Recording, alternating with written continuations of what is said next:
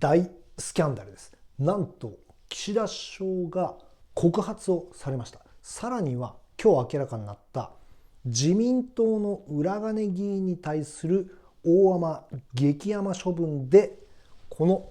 特別定額給付金10万円の2回目の実現が早まるかということについて速報でお話しさせていただきたいと思います。大スキャンダル、岸田総理告発で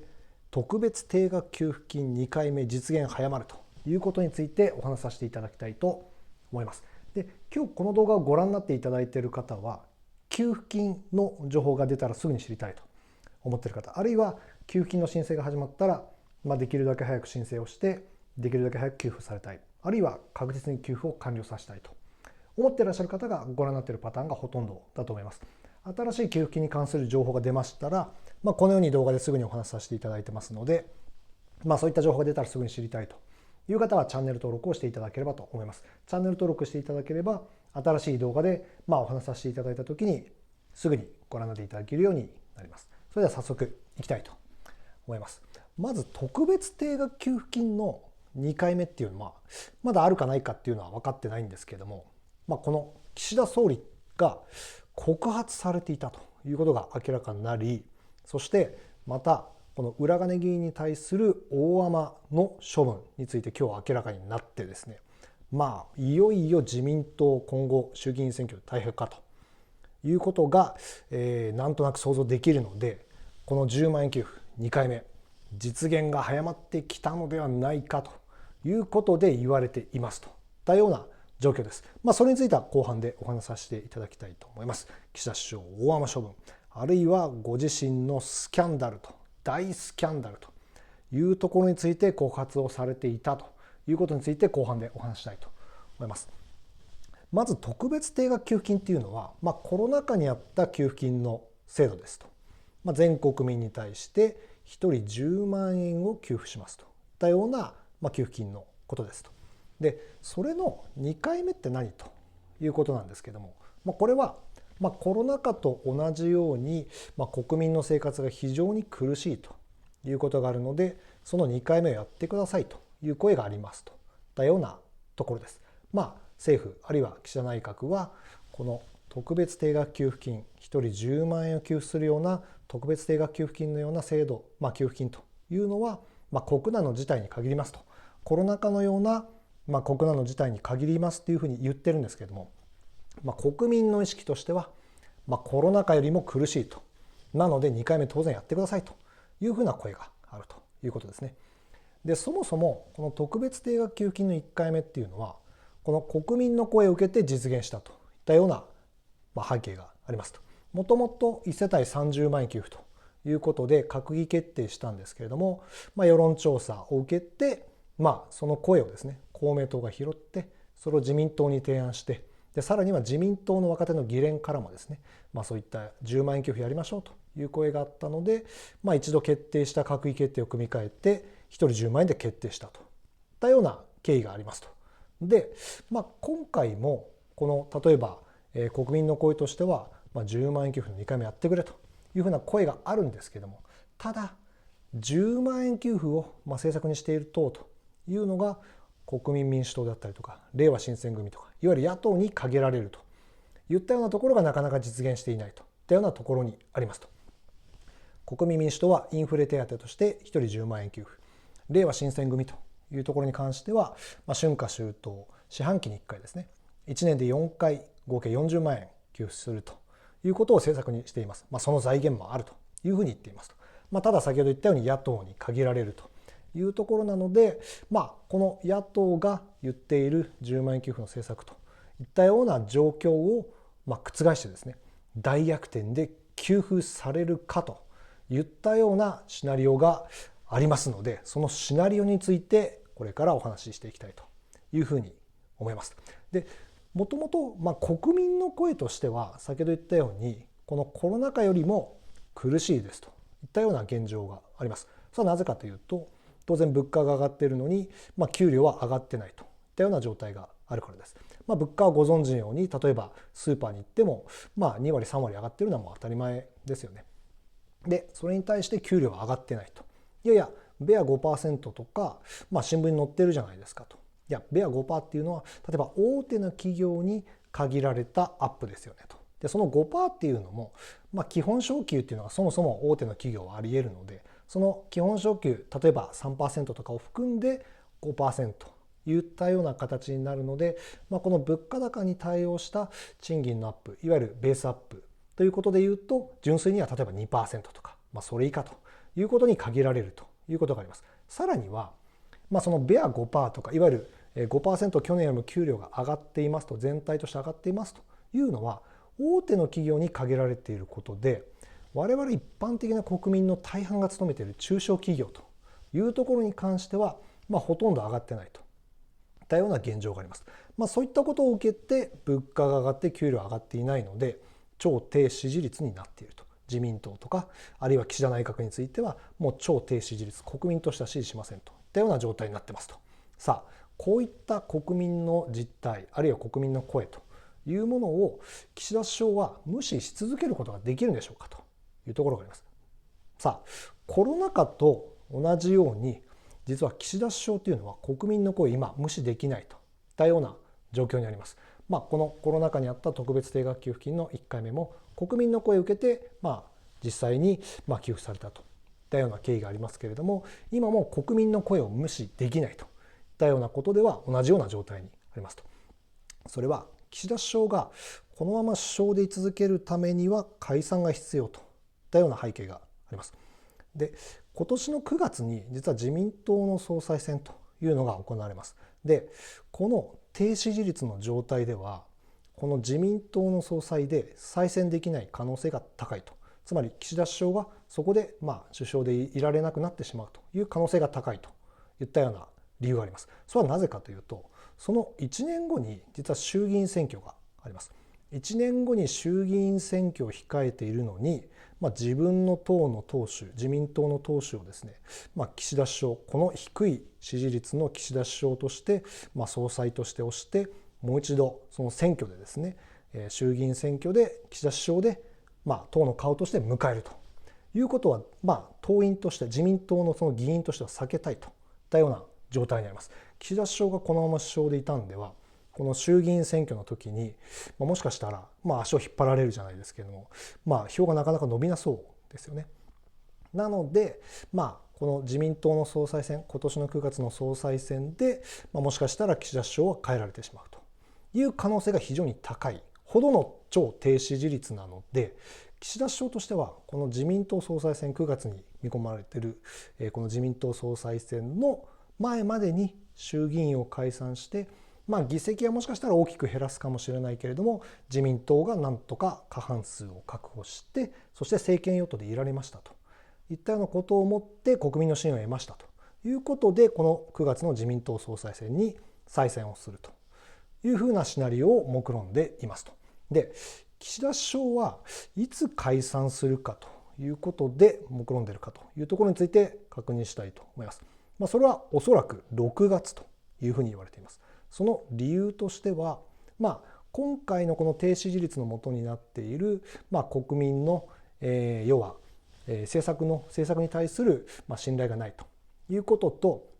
あともう一つは議員のこの裏金問題と、自民党議員による裏金問題と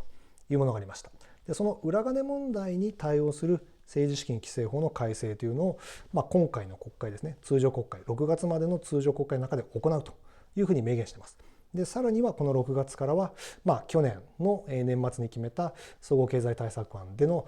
減税のスタートという時期と重なります。6月から減税4万円というのがスタートしますので、その政治資金規正法の改正を行い、そして減税4万円もスタートして、国民の支持率を少しでも上げた状態で、解散を行うというところがおそらく岸田首相が狙っているタイミングということになります。さあ、実際どうなんでしょうかということで、れいわ新選組の山本代表が、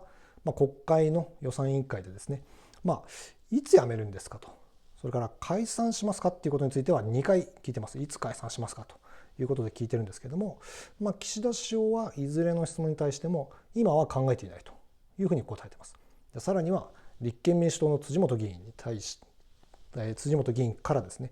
総理4月に一か八かの裏金解散というのを考えてるんじゃないですかということで聞かれて、全く考えていないと答えています。ベストのタイミングとしてはおそらく6月で、この山本代表からの質問に対しては今は考えていないと。いつやるかはもしかしたら考えてるかもしれないということと、この4月は全く考えていないということを合わせると6月解散というものが見えてきますと。なるほどというところですね。岸田首相の最新の支持率ということでいうと、JNN なんでこの TBS 系ですねでは、過去最低を更新したと。支持率なんと 22% と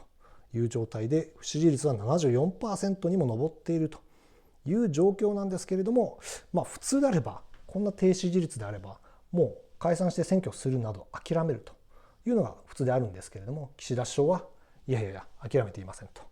退陣ということはみじんも考えていなくて、とにかく解散して勝負に出るということを考えています。首相で居続けるということを考えているに違いないというところですね。それは去年の6月のこの通常国会が終わるようなタイミングでマスコミから質問をされて、解散とか考えてますかというふうなことで言われた時にですね、状況で判断ですというふうに発言していることからも、岸田首相は諦めずにとにかく解散の時期というのをずっと狙っていると。ただ解散できずにここまで来ましたということです。ただ先ほど言ったように9月に自民党総裁選を迎えてしまうので、もうこの6月の解散というものがとにかくラストチャンスといったような形になっています。もうおそらくここで十中八九解散をしてくるというような形になります。ただもし解散ができたとしても、この低支持率ですと、さらには裏金問題ありましたと。でこの後お話しますけど、大スキャンダルもありますと。さらにはその裏金議員に対する大甘激甘の処分というものが明らかになりましたと。国民はさすがに怒ってますということなんで、解散をした結果自民党大敗、そして過半数割れということで、自公でですね、自民党公明党で今までのように連立政権を保つということが、政権を取ってまだ運営していくということがなかなかできずにですね、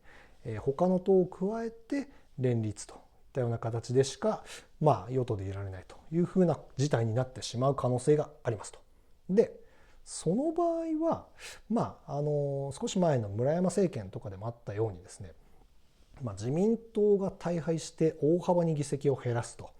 いうふうな形になるので、その後決まる自民党の総裁をそのまま首相として推すということは、大幅に議席を減らしているのでできずにですね、でさらには公明党もですね、やはり公明党というのは組織票で成り立っているというふうな背景もあるので、なかなか首相としてちょっと推しづらいということもあるので、自公からは首相の候補を出せずに、そこで連立を組んだ他の党からの代表がですね、総理になるといったようなシナリオも十分に考えられるということですね。そうすると、自公ともし連立を組むとなると、立憲民主とか維新は、今の反応だとありえないので、なかなか近いところで言うと国民民主党というところがかなり可能性が高いといったようなことになってきます。自民党公明党が大敗をして国民民主が議席を伸ばせば、その連立を組む可能性もあって、その国民民主の代表がもしかしたら首相の候補として推されるというシナリオですね。可能性はだいぶ高いんじゃないかと、高くなってきたんじゃないかなというふうに思っています。国民民主党の政策おさらいです。1人当たり10万円給付というところと消費税減税ということを柱にしています。消費税減税に関しては去年の11月に予算委員会に消費税減税法案というものを提出しているぐらいですので、国民民主党が実際に推しているといったような政策になります。消費税減税っていうのは、こういった給付金の動画出させていただくと、たくさん皆様からコメントで、消費税減税もぜひやってくださいということで、コメントいただくことが多いです。でその消費税減税が望まれている理由としては主にこの4つがあるんですけれども、消費税の負担が大きいとか、あるいは経済的影響の持続が、あるということだったり、消費が刺激されるということだったり、税負担の公平性が実現するというふうな声が多いです。やっぱり消費税っていうのはずっと物を買うことについてかかってくるので負担が大きいとか、あるいはそれがなくなったら非常に還元されるものが持続してきますよっていうことだったりとか、消費が刺激されてたくさん物を買うようになるとか、あるいは同じ金額のものを買うっていうことについては同じだけ税金の負担をしているので、その収入が多い人から多く取って、収入が少ない人からは少なく取るという、例えば所得税でもう少し幅を取って取ると、消費税はなくしていくということが公平性高いんじゃないかというような声がありますと。さあ、国民民主党に聞いてみましたということで、もしこのシナリオで国民民主党の玉木代表が首相になった場合に、実際にこの柱にしている政策、10万円給付あるいは消費税減税をしてきますかということで聞いてみました。本部に電話して、玉木代表本人ではもちろんなかったんですけれども、このストーリー考えられますよねと。でその場合国民民主党ちゃんとこの政策実現に動きますかという質問をしたところ、衆議院選挙に向けてブラッシュアップしていく可能性もありますけれども、この柱の政策っていうのはブレる可能性は低いと思いますと。なるほどと。じゃあこの10万円給付とか消費税減税とかちゃんと実現に向けて動くんですねと。なるほど、分かりましたと。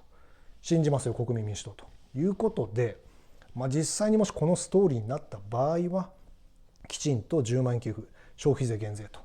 いうものを実現に向けて動くということが分かってきましたと。さあ、全てはとにかく衆議院選挙にかかっていますということです。ただ衆議院選挙っていうのはなかなかこの与党を逆転して政権を取るというのがなかなか難しいといったような状況にあります。以前の民主党のようにああいった自民党がもう本当地滑り的に大敗したといったようなことでもない限りなかなか難しいといったような状況にあります。ただ今回は本当に支持率が低いので、もしかしてそれも実現していく可能性もあるんではないかというふうにすら言われていますと。さあ、この衆議院選挙、実は小選挙区制度の闇というものがあります。それは何かというと、まず一つにはとにかく結局地元推しに入れてしまうというものがあります。各地域の名士の方がいらっしゃると、例えばその名士の方、その衆議院議員の方が、例えば自民党の議員であっても、あるいはその自民党の中で裏金をやってたという状態にあっても、結局今まで地元に尽くしてきてくれた人だから、その地元の、衆議院の小選挙区の票を入れてしまうということで結局再選させてしまうということがあったりします。例えばこの地区でいうと、千葉県の船橋市なんで、野田さんっていう元総理の立憲民主党の方がいらっしゃるんですけど、とにかく地元の人気があって、この辺の人はもうほとんどが野田さんに入れるといったような状況です。でその野田さんがもし例えば自民党で裏金やってたかと、仮の話ですね、もし想像すると、だとしても結局野田さんに入れてしまったりとか、あるいは監修で裏金やってたというふうに言われても、監修でやってたんだろうけど野田さんは地元のために尽くしてくれてるしっていうことで、もしかしたら入れてしまうといったようなこともあります。なので、結局そういった自民党にいたりとか、あるいは裏金やってたとしても、地元推しに入れてしまうといったようなことがあります。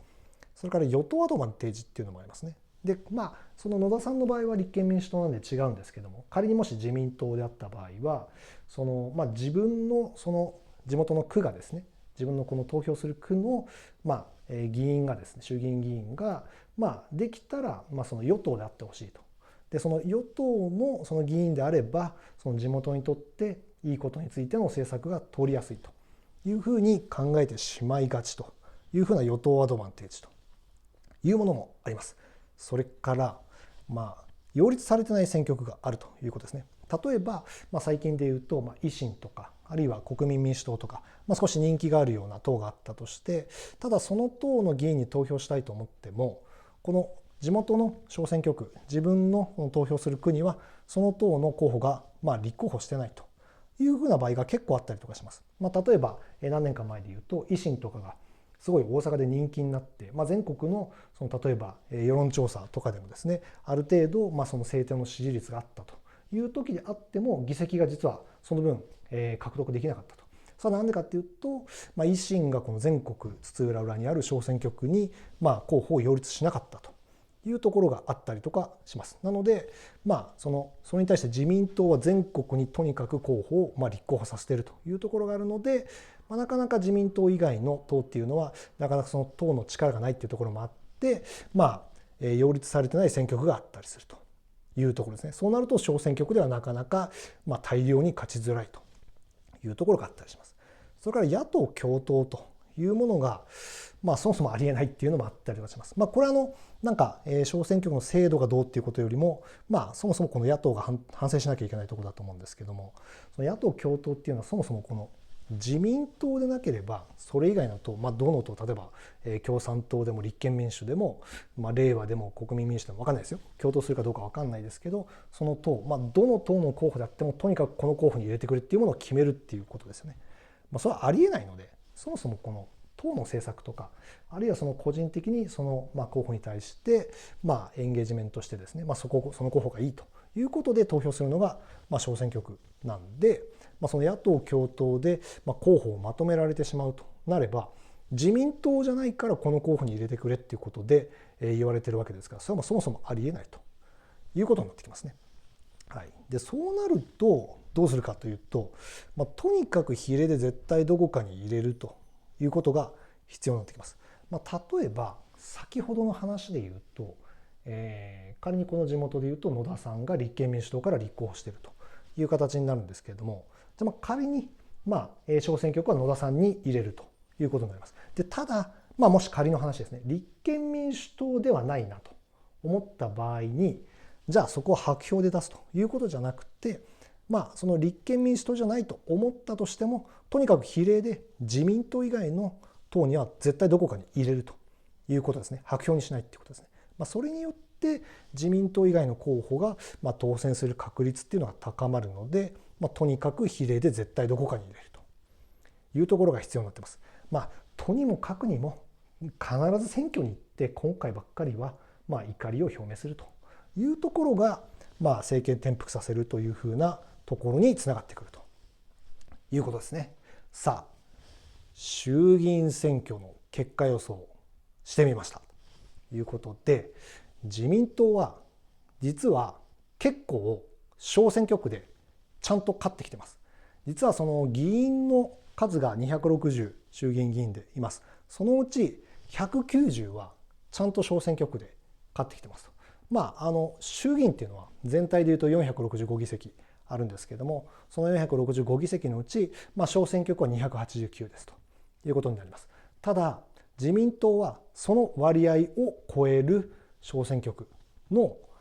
議席数なんで、ちゃんと各地域の地元で勝ってきているということがあります。それに比例区というものの議席を加えて全部で260といったような形になっています。で自民党のこの小選挙区190のうち、裏金50と裏金議員以外の140の議席という形に分けました。で前提として裏金議員はめちゃくちゃ落選させると、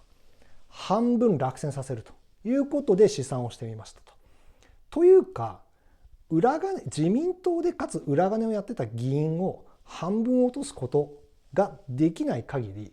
今回のこの自民党が過半数割れというものが実現しません。はい、なのでとにかく我々がやることとしては、徹底的に自民党、しかも裏金議員を徹底的に落とすというところですね。でこの50議席がもし25議席に5割減りましたということで試算します。でさらにはその140議席、残った140議席は、先ほど言ったようにやっぱり小選挙区制度の闇ということで、アドバンテージもあるので、地元である程度勝ってくれたと。ただ2割は戦死ということで削減されたとして、112議席ぐらい確保していくんじゃないかと。で比例区はこれは国民の支持率がそのまま反映される唯一の、方法なんで、これは最新の、支持率ですね、 24.5%。すいません、岸田内閣の支持率じゃなくて自民党の支持率っていうのは 25% 弱ぐらいあるので、それをそのまま反映させるということで43議席確保という形にしました。そうすると、晴れて80議席減ということで180議席といったような形になってくるということですね。で公明党、自民党と、連立を組んでいる公明党ですけれども、ただ公明党は今回の裏金って全く関係ないんで、そのままもしかしたら議席確保してくるんじゃないかなということで計算をしました。もともと全国の組織票っていうのが強いような政党なので、比例区っていうのが割合多くなってます。32議席中比例区は23議席。そして小選挙区も9つあるんですけども、これもその地域でガチガチに強くて勝ってきているというのがありますと。先ほど言ったようにそもそも前提として公明と裏金全く関係ないんで、そのまま議席確保してくるっていうことがもしかしたらあるかもしれないということで予想しました。そうなると180足す32で212議席ということで、なんと定数の過半数233を割り込むという形になってくるんじゃないかなということで、結果の予想が出ました。さあこのように自民党公明党で過半数割れということで、10万円給付の2回目実現早まってくるかというところについてもう少し考察を深めていきたいと思います。さあその国民民主党、実際にどれぐらい本気なのということで聞いてみました。もう一回国民民主党の本部に電話してですね、聞いたところ、前回は21名立候補してますと。で当選は11名でしたと。で、今現職は7名いますと。でこれすいません、11名が7名に減っちゃってるのは、前原さんをはじめとして3名4名ちょっと離反しましたというところなので、今は7名の衆議院議員といったような形になってます。これについては一回この国民民主党で立候補してそして当選したんであれば、前原さんがもし例えば新党を作ったりとか他の党に行くっていうことであれば、そこで失職してもう一回出直せよとか、そういうような声はあるのは承知してるんですけれども、ただ、私もちょっとそうだろうなというふうにも思いますし、どうかというのはいろいろ一個意見あるんですけども、ただ現職としては7名に減っているという状況です。で、電話してどれぐらい立候補するんですかと、ホームページには23名の公認候補予定が載ってますよということで、7名と23名合わせて30名ぐらいですかと聞いたところ、いや実はそれ以外にも地方の議員もいますし、これからもっともっと衆議院選挙に向けて擁立していく、立候補の公認をしていくというふうな予定ですと。なるほどと、大体どれぐらいですかということでお話を伺ったところ、40名以上ぐらいをもしかしたら考えているということなので、この現職7名と合わせてですね、この前回の半分を超えるような確率でいうと、もしかしたら30名超えるような議席の確保ということも最近勢いありますし、見えてきたんじゃないかなということがあったりします。そしてこの大敗したですね自民党公明党に合わせてこの国民民主党という形でなんとか過半数を確保するという形が見えそうなので、そうなると実際に10万円給付の2回目実現というのが近づいてきたなということが言えると思います。さらに今日お話ししたこの大スキャンダル、岸田首相のこの大雨処分というところについてお話したいと思います。岸田首相はこの裏金議員の処分について検討しているといったような状況にありながら、なんと岸田首相自身の政治資金パーティーに対して新たな疑惑と、この大スキャンダルが発覚しました。令和4年の6月に開催した岸田首相の自身の政治資金パーティーに対しての疑惑ということで、実は告発をされていたということが発覚しました。そして、広島地検に、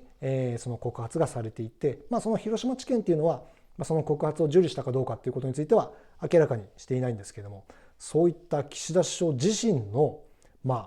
スキャンダルと大スキャンダルというものが明らかになりました。今この岸田首相っていうのはこの裏金議員に対して非公認だったりとか、あるいはそれ以上の処分を検討してますというふうなことを言っていたんですけれども、それを自分がこういった大スキャンダル、疑惑が出てきたということで、果たしてそういったことも自分に対してもできるのかということが注目をされています。まさかもし非公認ということになれば、岸田首相自体がですね前代未聞の、首相でありながら自分の党の公認を得られず非公認で衆議院選挙に挑むということも考えられるというか、そうでないとバランスが取れないといったような万事休すの状態になってきたということですね。でさらに今日この裏金議員85人に対する処分がですね39人にとどまるということが明らかになりました。これは自民党の中で発表されたことなんですけれども、500万円以下、裏金500万円以下の議員に対しては処分をしませんと、ありえないことが発覚したということで、ますます国民の怒り心頭ということで、この支持率がさらに下がり、もしかしたらこの裏金議員さらに負けるといったような事態になる可能性が高まってきたといったような状況ですと。さあ、国民民主党にもう一回聞いてみて、実際どういうふうな形で実現していくんですかと、この政策をですね実現していくっていうことを考えてますかっていうことをちょっと聞いてみました。もう一回聞いてみました。で、なんでかっていうと、先ほど言ったようにこのシナリオで実現する可能性が今いよいよ高まってきたと。この大敗の可能性も、自民党大敗するっていう可能性も、日に日にもう新しいニュースが出るたびにどんどん自民党が勝手に支持率が下がっていくという状態なので、いよいよ実現近づいてるぞということで、本当にどういうスケジュールとか、あるいはどういうことをやっていくのかなっていうことで、もう一回ちょっと聞いてみましたというところで、お話伺ったところ、散々去年の年末とかに、その自民党公明党と連立を組んでいくっていうふうなことで、いかにも調整しているみたいなことがニュースで言われたりとか、いろんな可能性を考えてますっていうことで自民党が言ってたりとかしたんですけれども、国民民主党の本部に連絡して聞いたところ、とにかく連立話ないと。で、これは昔から国民民主党の党員もそうですし、この代表の方も言ってるように、玉木さんも言ってるようにですね、もしかしたら連立っていうのは本当に考えてない可能性も実はあったりとかします。それは国民民主党を支えるバックのですね組織というところもあるんですけれども、そういった支持のしている団体がですね、なかなかその連立ということでは納得いかないようなちょっと構造にあったりとかします。他の野党も支持していたりということがあるので、その組織のやっぱり支持を受けている以上は国民民主党も大っぺらにですね、この自民党と連立を組んでいきますということはもしかしたら言えないということもあるかもしれません。ただこういった自民党が過半数割れ、与党が過半数割れといったような状態になったら、当然どこかと政策について合意しないと何もできないといったような状況になるので、どういったような形になるか分かりません。連立をもしかしたら選挙後実は組んでくるという形になるのか、あるいは政策ごとに合意するのかといったようなことは分かりませんが、いずれにしてもこの国民民主党というのが大きな位置を占めてですね、あるいは首相、あるいは政策を実現といったようなことも考えられるということですね。で、連立をしないとしてもですね、例えば国民民主党に関してもですね、是々非々でやっていきますと、政策ごとに協議していきますということを言っているので、もしかしたらこれはより実現が近づくっていうことにつながるんじゃないかなというふうにも思ってます。っていうのは、このもし与党に組み込まれてしまうと、この10万円給付とか消費税減税っていうのが、与党であることをちょっと鑑みてですね、実際にその財源とかについて考えてみたら、ちょっとなかなかこれやっぱり難しかったですとか結構言いがちなところがあるので、そういった形で連立を組んで与党としてやっていくということじゃなくて、政策ごとに是々非々でやるということになると、例えばじゃあこの10万円給付というものをやってくれるんであれば予算に合意しますとか、あるいは消費税減税やってくれるんであれば、これについては賛成しますということに、いわゆる交換条件みたいな形になってくると、政策ごとの合意を作っていくっていうふうな形になるので、意外とこの与党に組み込まれて意外と何もできないということよりも、この10万円給付あるいはこの消費税減税ということに関しては実現する可能性が高いというふうなことも言えると思います。連立の組まないと、政局で動かず政策ごとにやっていくということで実現が近づく可能性もより高まってきたんじゃないかなというふうに思ってます。で、最後にこのもし給付ってなった時の最短スケジュールなんですけれども、この特別定額給付金1回目、コロナ禍にあった10万円給付というものに関しては、この閣議決定をしてからもう10日間ぐらいで給付開始と、申請開始ですね。申請開始というふうなことになりました。もし6月解散されるということになると、7月の中旬ぐらいですね、に選挙になって、8月の上旬に閣議が開かれるというふうな形になるので、もし8月の上旬に閣議が開かれるということになれば、8月の下旬ぐらいからもしかしたら10万円給付2回目の申請が開始といったような可能性も考えられるシナリオが、どんどん可能性が高まっていると